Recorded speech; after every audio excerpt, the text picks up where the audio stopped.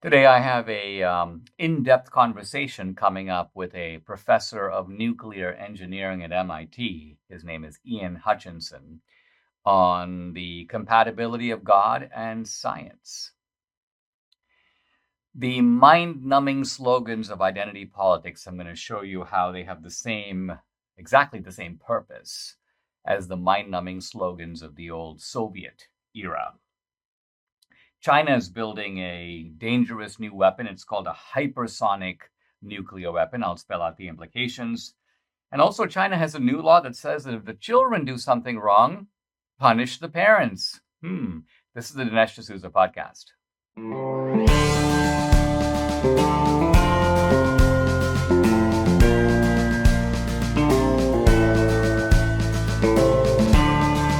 America needs this voice.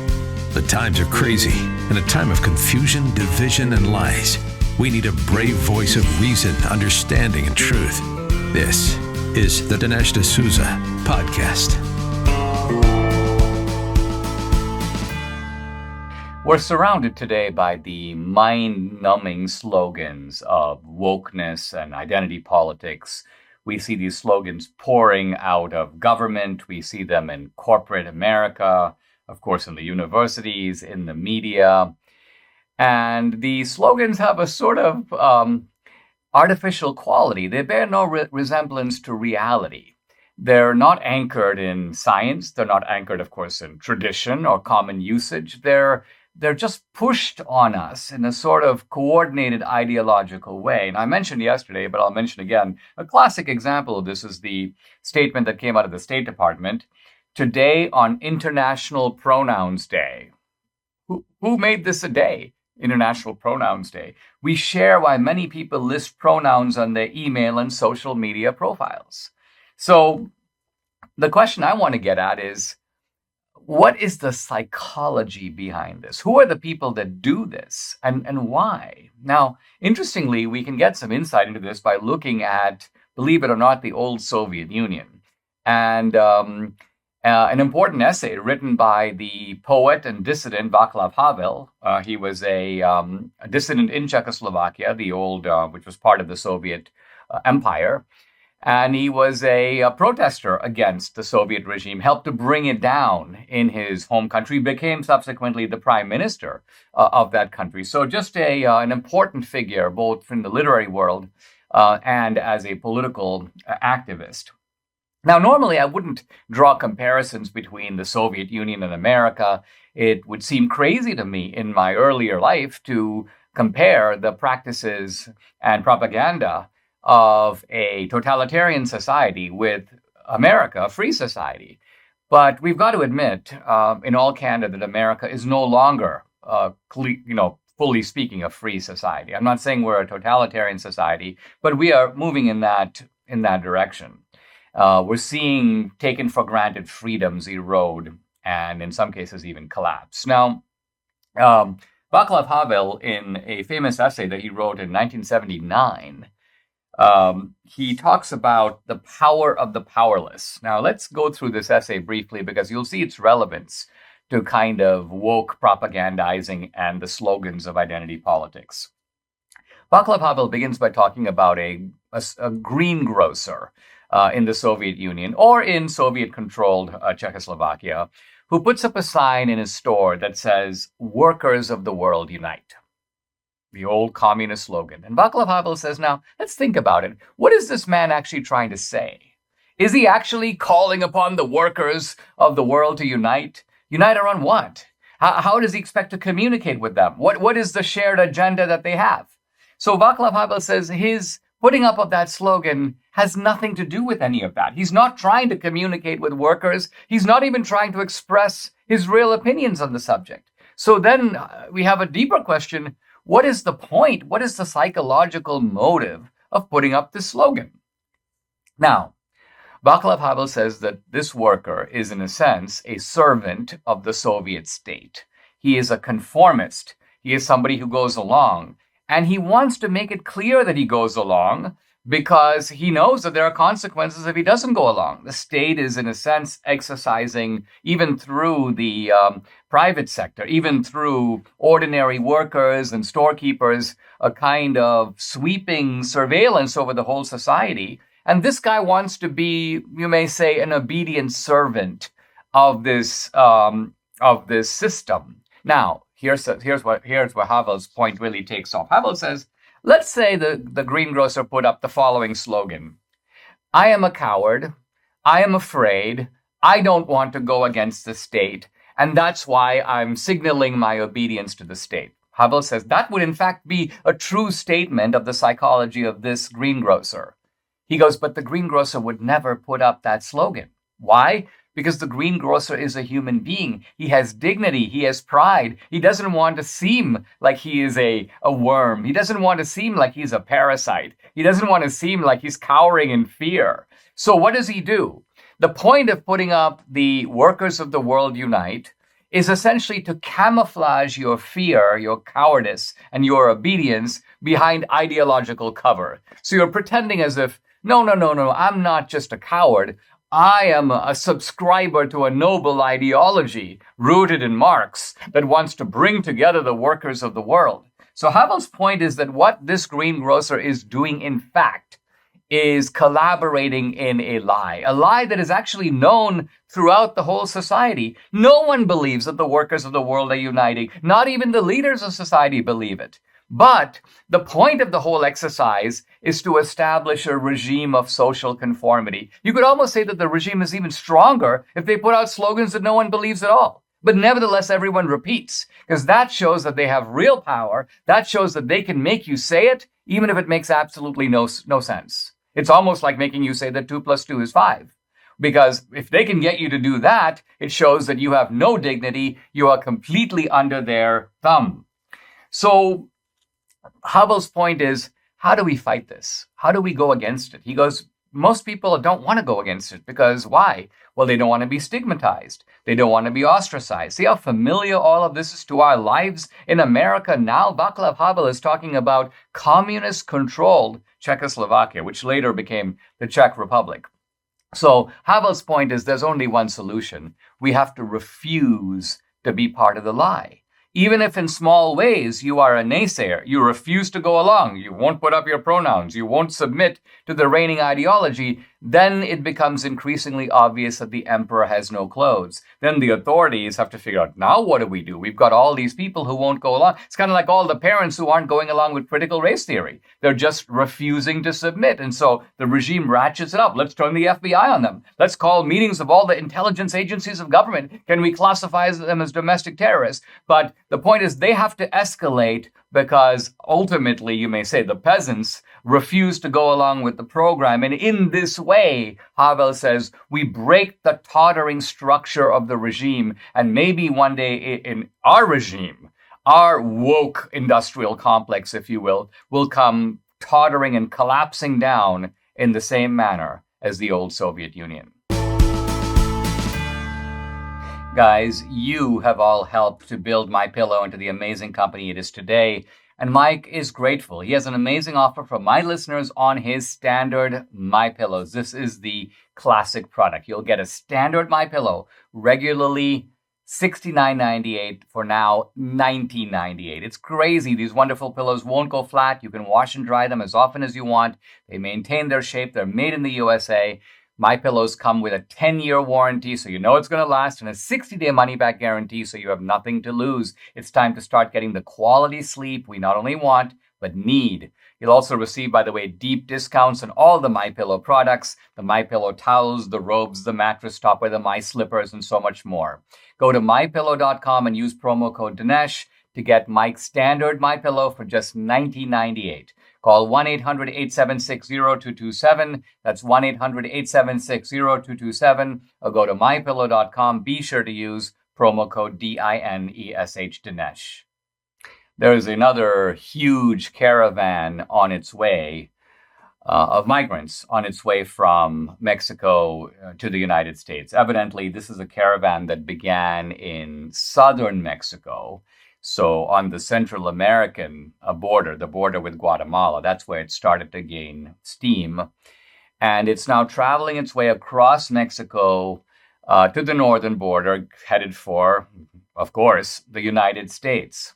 And here's some images that we pulled from actually Spanish TV showing the caravan moving. And you see the Mexican you see people just pushing forward, and there's some Mexican police trying to obstruct them with shields. But as you can see, to no avail, the caravan just sort of breaks through, and they're trekking their way on. Now, there's been some good reporting on this caravan. It's about 2,000 people strong, and it's apparently very organized. In other words, first of all, people can't just show up and join the caravan. That's not allowed.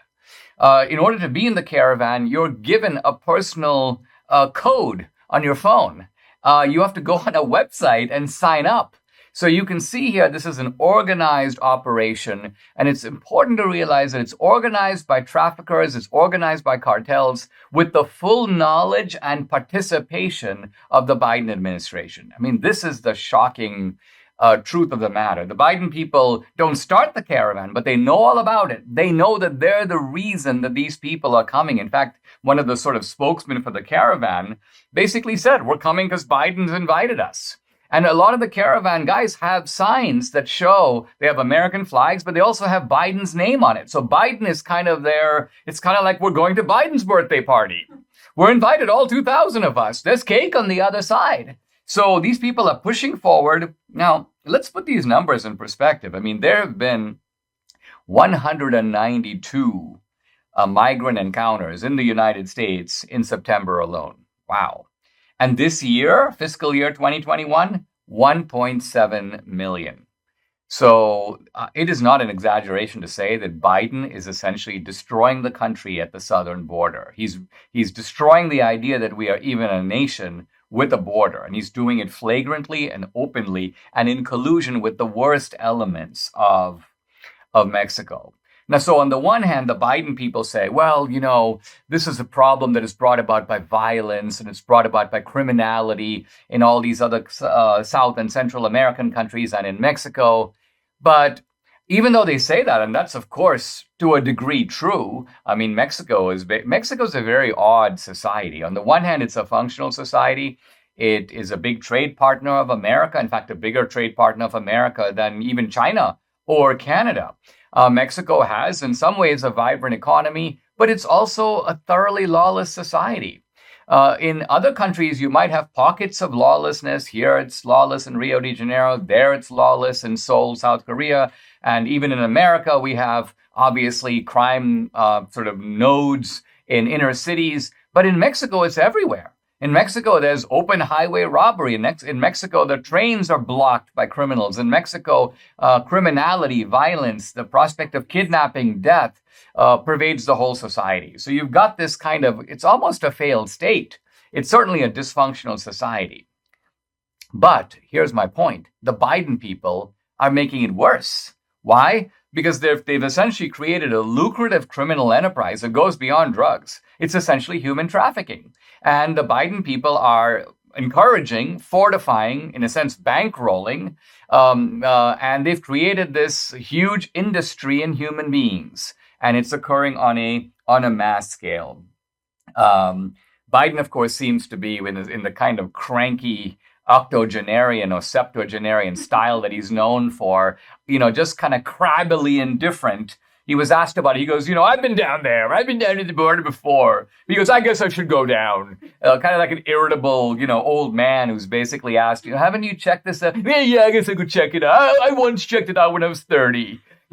But the truth of it is Biden hasn't checked it out. He's actually never, when he was a candidate in 2008, he apparently did a drive-by the border. That is the sole evidence that anyone has of Biden ever having been to the border. So he's invoking a drive-by, really, 13 years ago, as evidence that he really knows what's going on. Maybe he'll go down and maybe he won't.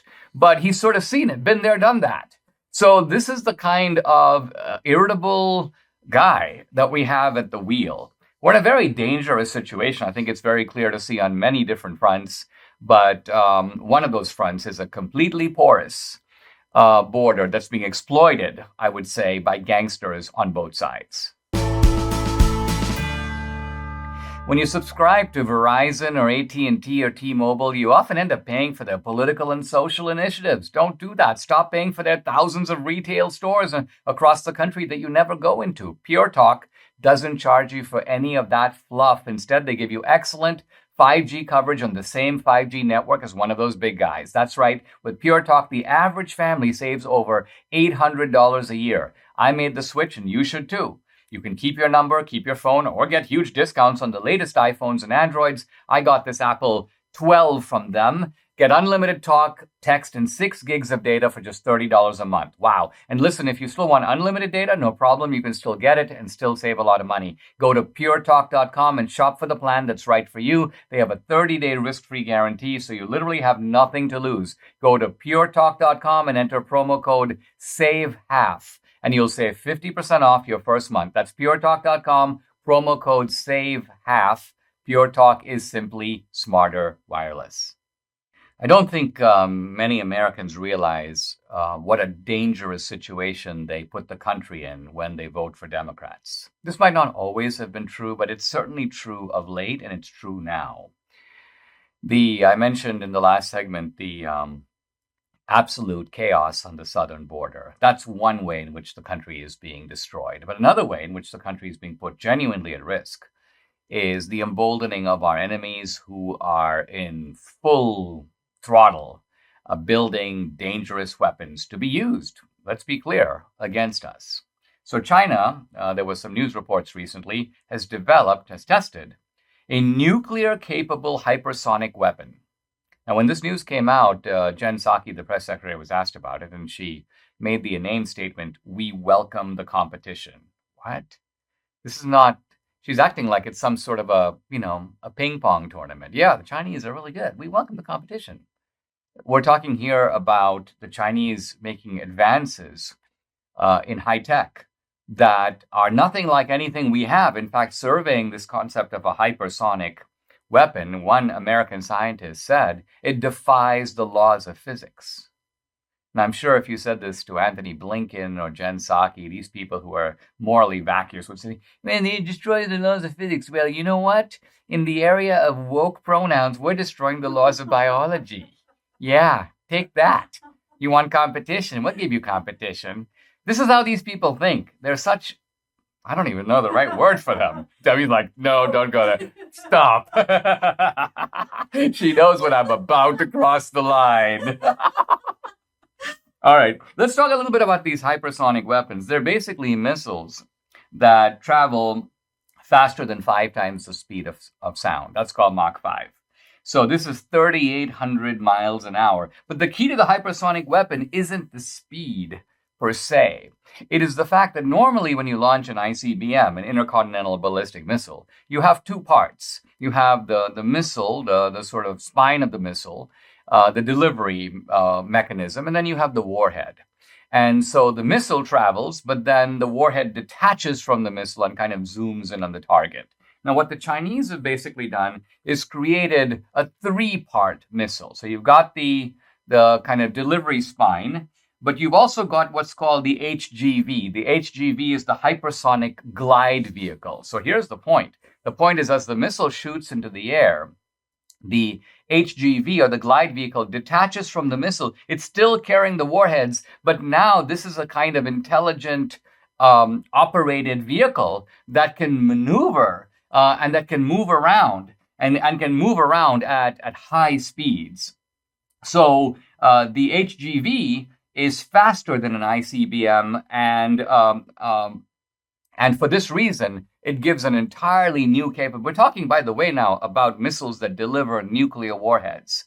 So the Chinese are serious about this. They don't quite have the gross national product of the United States just yet, but they're deploying their resources and they're deploying their best minds into producing very dangerous weapons. The only nations, by the way, that are working on these HGVs are China and Russia. Only 2. Fast missiles, yeah, China, North Korea, Russia, the United States. But China is trying to go to a new level, go to such a level. Let's remember what's happened since the Cold War. The United States used to have 10, 12,000 nuclear warheads.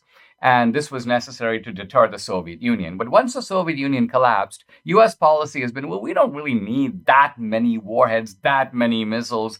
We should go down to the minimum number of missiles that can be used to deter an enemy. And we need to have a shield so that if they fire some missiles at us, we can shoot them down. So this actually all works when you are spending 5 times as much on defense as everybody else, when you have the best technology, when you have the best weaponry, then this kind of minimalist strategy makes sense. But when the other side goes ahead of you in technology, when they're putting the same kind of dollars, or in this case yen, into it as you are, then this kind of minimalist approach is kind of like saying, I'm going to have the smallest army I possibly can. Well, yeah, as long as it's still bigger than everybody else's army and can handle the situation. But once the situation gets out of hand, and we just know how incompetent these Biden people are going to be if the situation does get out of hand. So it's important for us not to get there. And one way we don't get into that precarious situation is never, ever vote for Democrats.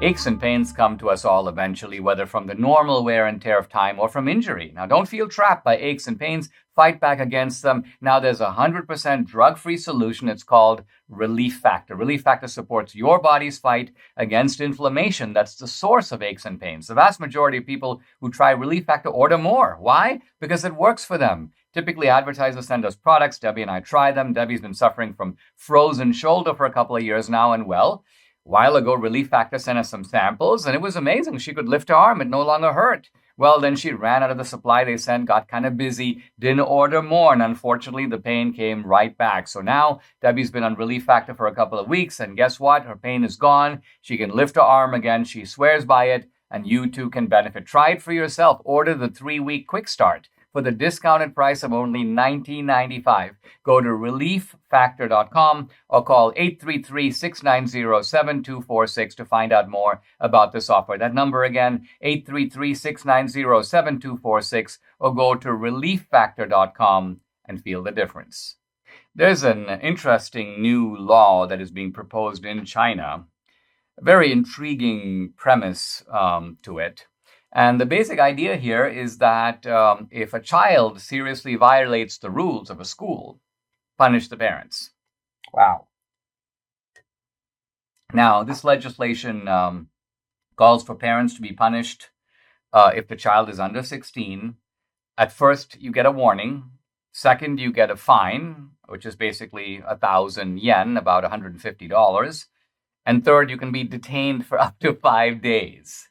So now, on the first glance, this appears to be just absolute madness. But interestingly, historically, it's not so crazy. Aristotle has a line somewhere where to the effect that, if the child goes wrong, slap the parent. And of course, Aristotle's point is that who is responsible for the moral education of the child, if not the parent?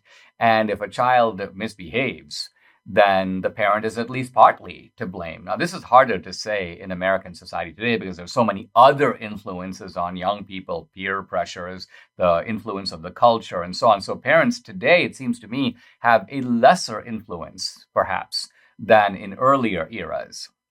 I know in India, I've seen, slightly horrifying, but also somewhat amusing scenes where a dad and a mom will take a child in to take an important test, which will determine if they can get into a school or get into a college.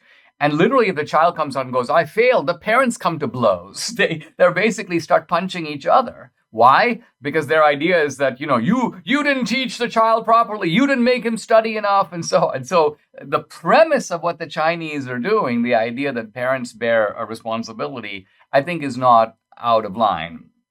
The other thing I want to say is that the Chinese at least know that it's really important that children at a young age develop the habits of frugality, industry, hard work, creativity. That they become good students and they become functional in society. So there's an active enterprise. Now, in this case, of course, it's the state. So where the Chinese, I think, are going wrong is they are trying to have the state do what it is the parents' job to do. And in some ways, the argument can be turned against them since the state controls so many aspects of Chinese life. If the children go wrong, why don't you punish the state? Isn't the state responsible for the children going wrong? Why blame only the parents? Are the parents the sole influence on these young people? Doesn't the government have a lot to do with it in China? I think the similar obliteration of the distinction between the state and society is to a lesser extent happening even here in America. We see the state expanding. We see the institutions of civic society and private culture submitting increasingly to pressures from the state. So really, we're seeing the same kind of distortions occurring here. And I think the reason that children go wrong in our society is not so much because the parents are teaching them wrong, but because parental influence on children is diminishing. Now, I'm not saying that we don't have a big mess in family life in many situations. I'm not saying that we don't have children who are raised in situations where they don't get the kind of parental attention that they need. That is also a problem. So we, like the Chinese, have a problem with our young people. I think they're going about it in the wrong way and trying to solve it. And so regrettably are we. Inflation is already running hot, right at the highs of the last couple of decades. Now the Democrats are trying to push through another massive spending plan. They want $3.5 trillion. Wow. If you think money grows on trees like our government does, then keep living in ignorance. But if you're freaked out, as I am, about the impact this additional spending is going to have on already high inflation, then protect your savings now. Diversify a portion of your savings into gold and silver with Birch Gold Group. If you haven't reached out to Birch Gold to diversify part of your IRA of 401k into a precious metals IRA, do it today. I buy my gold from Birch Gold. They have an A+ rating with the Better Business Bureau, countless 5-star reviews, and thousands of happy customers. Talk to them. Have them help you safeguard your investments. Text Dinesh to 484848 to claim your free information kit and to speak with a precious metals expert on holding gold and silver in a tax-sheltered account. Again, text Dinesh to 484848 and protect your savings today. Guys, I'm really happy to welcome to the podcast Ian Hutchinson, who is a professor of nuclear science and engineering at MIT. He is he's authored over 200 scientific journal articles. He has books in his field, but he's also a Christian, and he's published a book that came out a few years ago, Monopolizing Knowledge, but then a more recent one, Can a Scientist Believe in Miracles? An MIT professor answers questions on God and science. And this is what we want to talk about, the compatibility, if there is, between God and science. Welcome, Ian. Thank you for joining the podcast. I really appreciate it. Let me start by just asking you, in your own life, you have been now for the majority, I think, of your adult life, a devout, a believing Christian. You have also been a practical scientist who not only does science, but teaches science in a very advanced field, plasma physics. Have you found in your life some great attention, some fundamental incompatibility that said to you, you know, I can be a Christian or I can be a scientist, but it's really hard for me to be both? Did you ever feel that in your professional career? Well, thanks, Dinesh. It's great to be with you and chat with you again. We've enjoyed some times before together. I became a Christian when I was an undergraduate at Cambridge University. You can probably tell from my accent that I'm born and bred in Great Britain rather than in America, although I'm a citizen now of the US. And for me, Christianity was always something that I approached not just emotionally or spiritually, but also intellectually. I became a Christian in part because, to me, Christianity made sense. And so my science and my intellect and my Christianity were always, in a certain sense, engaged. And I knew something about Christianity before committing my life to Christ, but when I became a Christian and began the Christian life, I had much to learn, and I developed very rapidly, both in my Christian life as an undergraduate student, but also, of course, in my professional life, because I was studying physics and mathematics and so forth. And so those two parts of my character kind of grew up together. my knowledge of God and of the Christian faith, and my knowledge of science. And I never really felt a very overwhelming tension or some kind of incompatibility between them. Of course, there were individual challenges, but these needed to be thought about and needed to be worked out gradually. And that is the way that I became interested and began to speak more widely about the relationship between science and Christianity.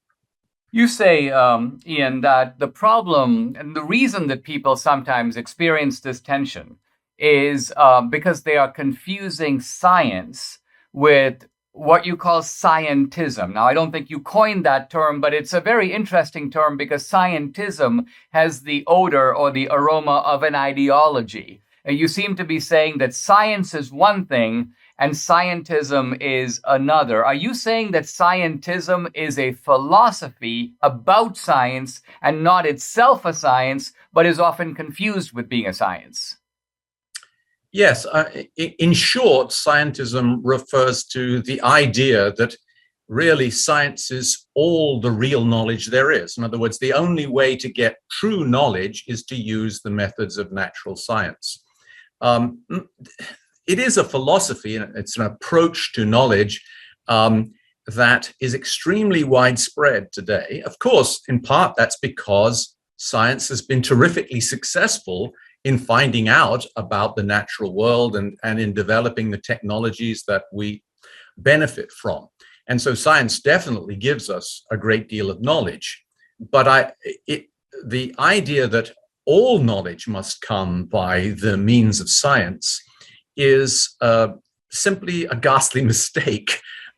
It's not one that's widely examined or advocated, but it's sort of in the background of everything we tend to interact with in our society. It's sort of the air we breathe in many academic and even in everyday life.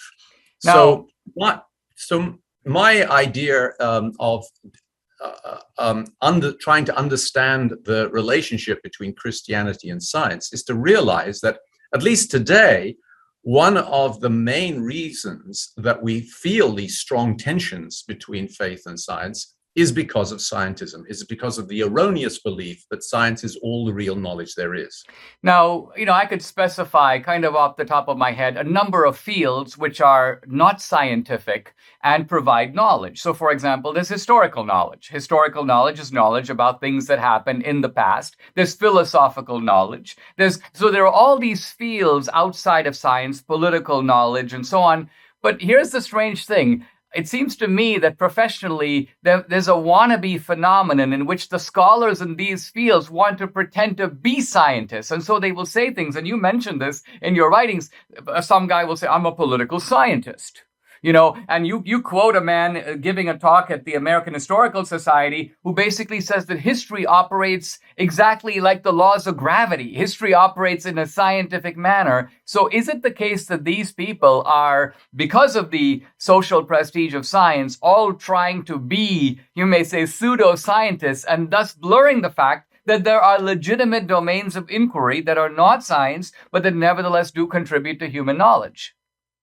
Yeah, I think that's right. I mean, I don't want to accuse all people who are in the humanities or the social disciplines of practicing scientism, but there is a tendency, a very strong tendency, to try to push all of those disciplines in that direction. Friedrich von Hayek, who was a very famous Nobel Prize-winning economics economist in the 1950s, actually was one of the first people to use the word scientism in the way that we currently use it today. And he did so in a book all about his criticisms of the way in which his social disciplines were moving in this direction of trying to practice in a way where we had sort of laws of society as much as we have laws of nature. But he pointed out that it simply can't work that way. History doesn't work in the same way, doesn't acquire its knowledge in the same way that we do in the natural sciences, for example, and the same is true of other social disciplines. And so to try to turn these disciplines into sciences in the same sense that natural science is a science is a mistake. This is part of the problem, though, of course, is that the word science is a little bit slippery. Okay, I mean, when you think about a discipline which calls itself political science, it is using the word science in a very archaic way. When Latin was the language of common study and of the intellectual life, the word scientia was used to refer to any kind of systematic knowledge. But today, science, when we use it unqualified, to most people means, physics, chemistry, biology, geology, and so forth. And so that's another source of confusion, which helps to feed this problem of scientism. When we come back, I want to pursue this question of the meaning of science. I want to also explore the paleontologist Stephen Jay Gould's idea that science is all about the objective world, whereas religion or faith pursues subjective values.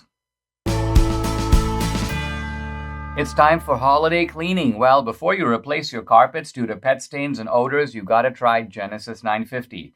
The reviews are amazing. This is one product that works. With water, it breaks down the bonds of stains and odors so they are gone permanently. Its antibacterial component removes pet odors from carpet and padding. It can be used in a carpet cleaning machine, and it's green, so it's safe for your family and pets. Genesis 950 is made in America. 1 gallon of industrial strength Genesis 950 makes up to 7 gallons of cleaner. But Genesis 950 is also great for bathrooms, floors, upholstery, and grease stains. Debbie uses it to clean everything, and she's not exactly a fan of the clean. But when she sees how great Genesis 950 is, she doesn't mind when I get sometimes chocolate or ink or other stuff on the furniture or the carpet.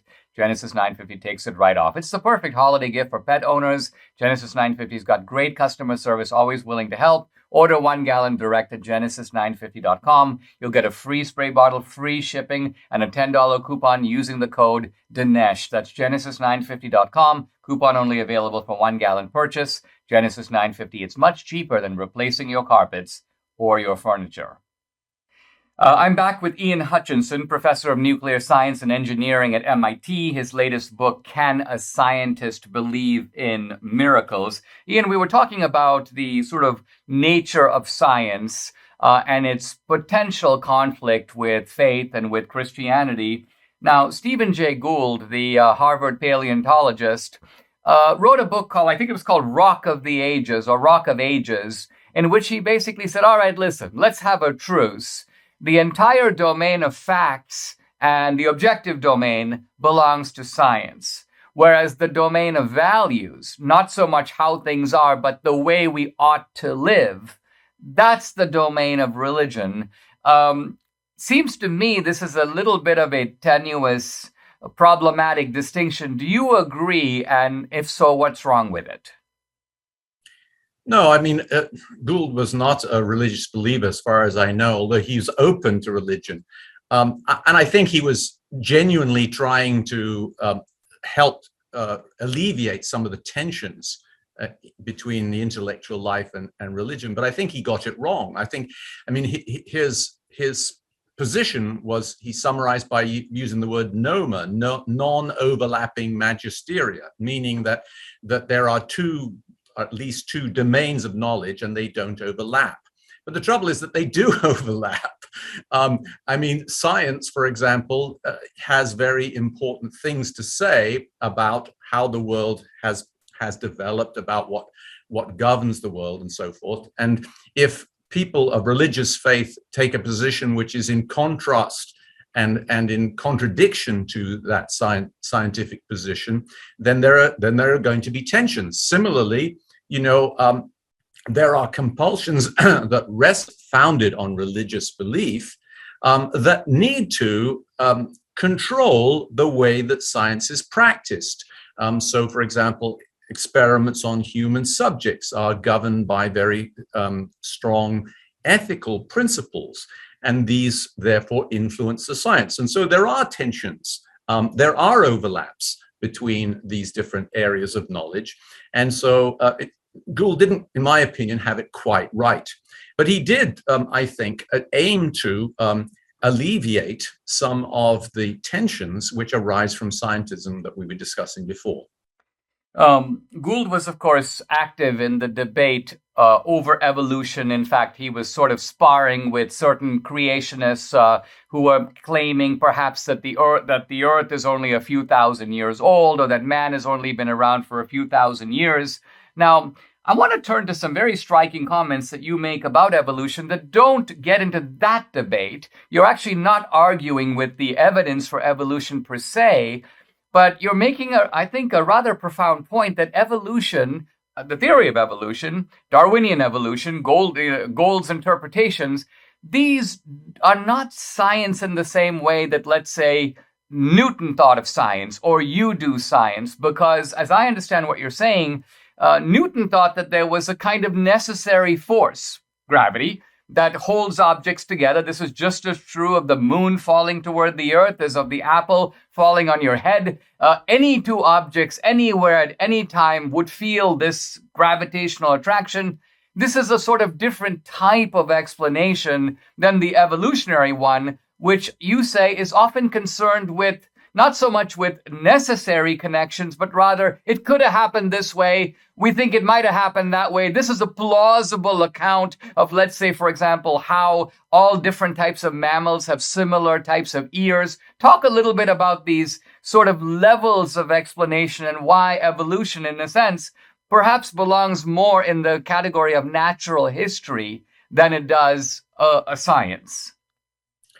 Okay, well, let me be straightforward right at the beginning that I find increasingly highly persuasive the explanations that science offers of the past history of the universe. I think the universe is clearly 13.8 roughly billion years old. The Earth is 4 billion years old, and evolutionary developments in the sense of the biological mechanisms of natural selection and so forth. These are very persuasive explanations of the way things have come about. But the distinction between natural science and natural history is really to do with whether something is a law of nature which allows you to make predictions about what future actions will happen, so that the law of gravity is such a law, or whether they are explanations of how things developed in the past. Now, these two types of explanation are very closely related together. I mean, we need to know the laws of nature if we're going to form an informed scientific natural history.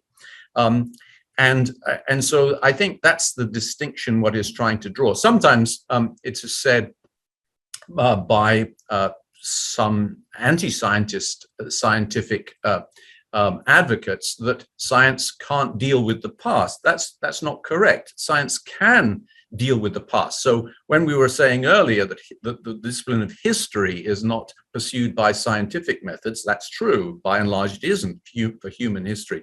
But that doesn't mean that science can't address the past. Science can find out lots of considerable detail about the past. For example, how the climate has changed over the past few million years and things like that. We can find those things out. But when we're finding those things out, they're really natural history in the sense of that they're a description of what has happened in the past in the very general sense. And they don't, by and large, address questions of human history, of the development of society, of the development of ideas, for example, and they are more aimed at phenomena that have the kind of reproducibility that science generally demands in its investigations. One of the things that you seem to be arguing, which I think is very persuasive, is the idea that explanations operate at multiple levels. And can you illustrate what you mean by that to show how these levels of explanation don't cancel each other out, right, but provide together a comprehensive account? Yeah, I usually illustrate that by talking about the human person. A human being is made up of quarks and leptons. He or she is made up of atoms, of different chemicals, of important biological mechanisms that are governed by DNA and so forth at the cellular level. That I am an animal, warm-blooded, a mammal. That I am a person, a human, but I'm also a father, a lover, a thinker, and beyond that, I would also say that I'm a sinner saved by grace, and I am an eternal spirit beloved by God. And those are all different levels of description, all the way up from, the smallest things to the most abstract things.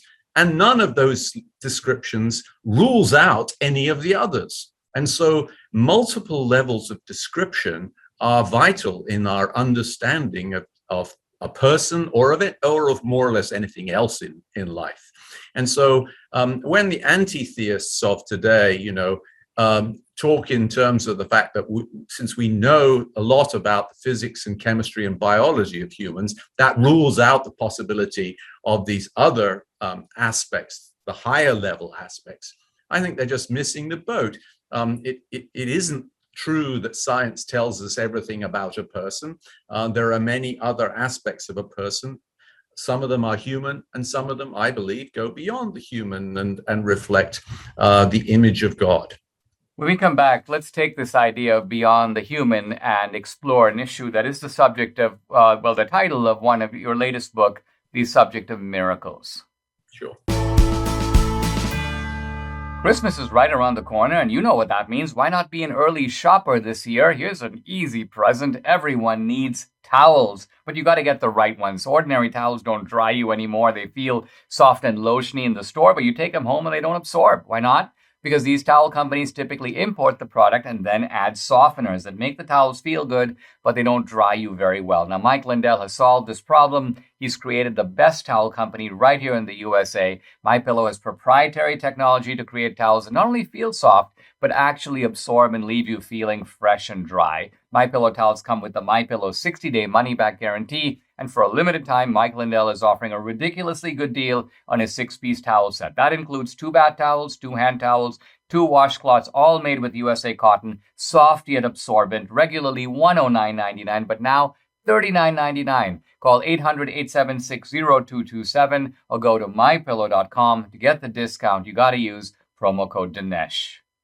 I'm back with Ian Hutchinson, professor at MIT, author of a new book on miracles, which is not, I think you said to me, Ian, not only about miracles. It's kind of a dialogue about various questions of science and of faith.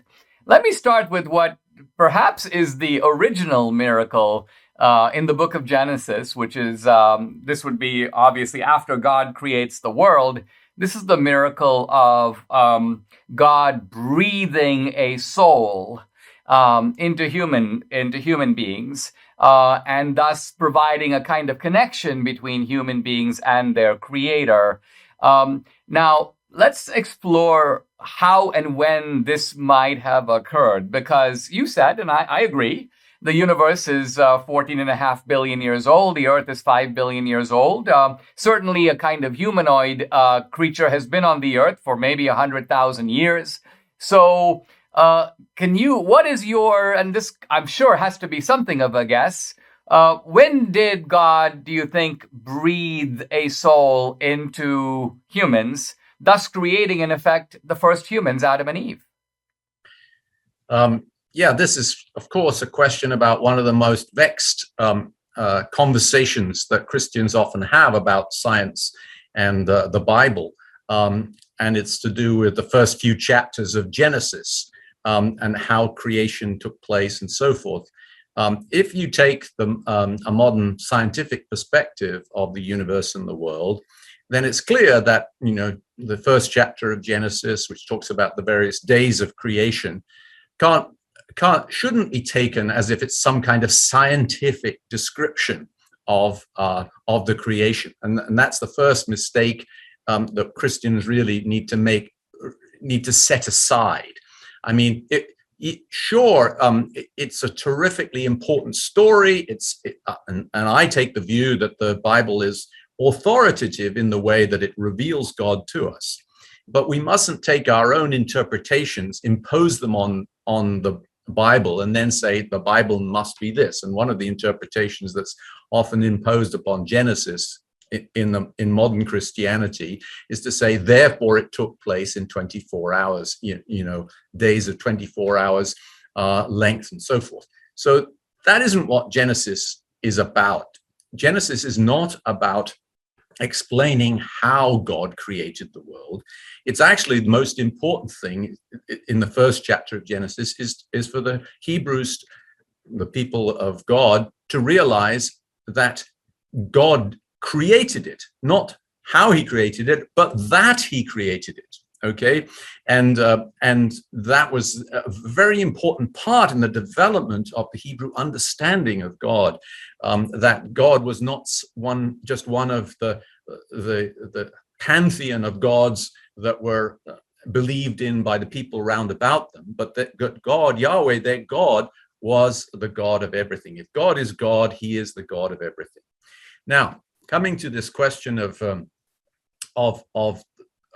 the breathing of the soul, if you like, which occurs, of course, in chapter 2 of Genesis, the way I tend to think about it is that the natural development of the universe, the earth, and so forth, led to creatures who are beginning to be sentient, humanoids, and so forth, but that their relationship with God was perhaps similar to the relationship of many other animals with God might be today, but that at some point they reached the point of development where God began to interact with them, and so the Bible says that the man was formed from the dust of the earth, and then God breathed, and the breath, the word breath in the Bible is the same word as the word for spirit, of course, and so that man became, in a certain sense, a spiritual being. The follow-up, of course, is also then for Christians to think about, well, what then does the fall mean if we were to accept the account that science gives us of the past history of humans? The answer, I think, would very naturally then become that the fall was not the first physical death of humans; it was the spiritual death that they experienced after entering into this relationship with God through God's breath, and that's what the fall means. And so I believe that when we think about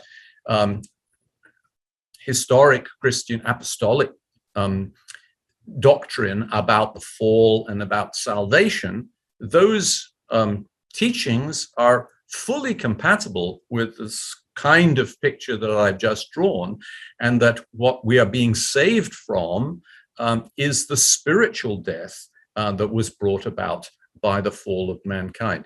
Now, I don't want to say that this is the right interpretation of the Bible. I don't think there actually is one right interpretation, for example, of the first 2 chapters of Genesis.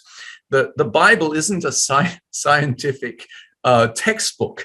It's something where ambiguities and multiple meanings are vitally important, and so there isn't one correct interpretation of these whole things. So I don't wish to be to people to think that my explanation is right, but I do think we need to have a more flexible approach than some threads of Christianity sometimes have.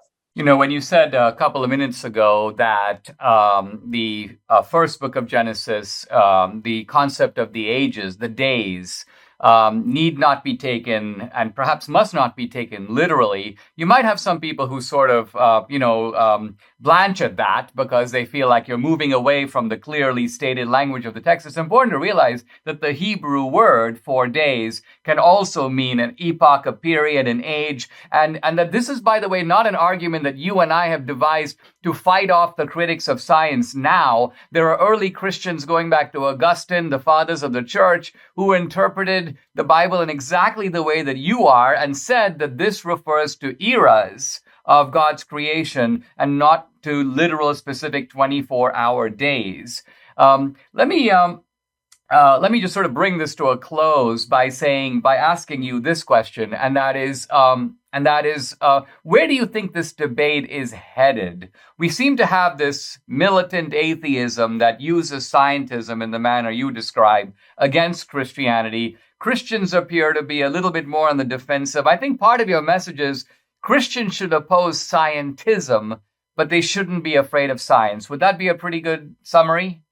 Yeah, that's certainly, as an aphorism, is exactly what I'm arguing.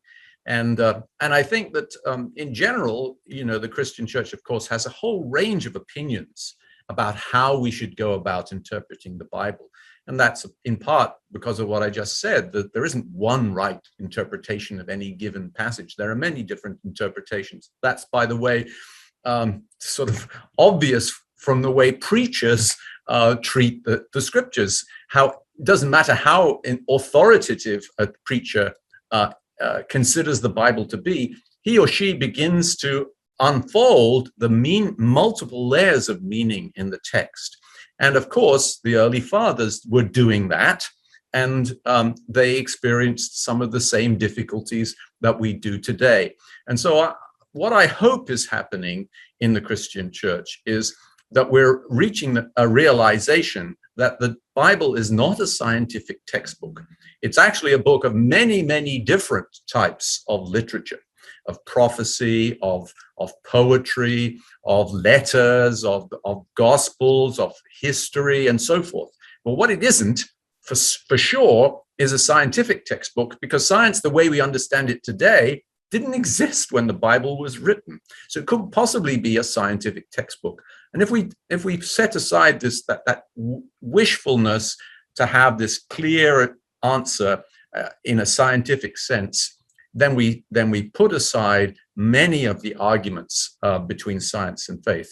Of course, the anti-theists will still probably try to deploy scientistic arguments against the faith, but that shouldn't force us Christians, into a reaction which makes us adopt, some kind of literalistic view. Absolutely. Ian, I feel like we've only scratched the surface, but thank you for making the time. I appreciate it. Maybe I can persuade you to come back and we can dive into these themes once again. Thanks for joining me.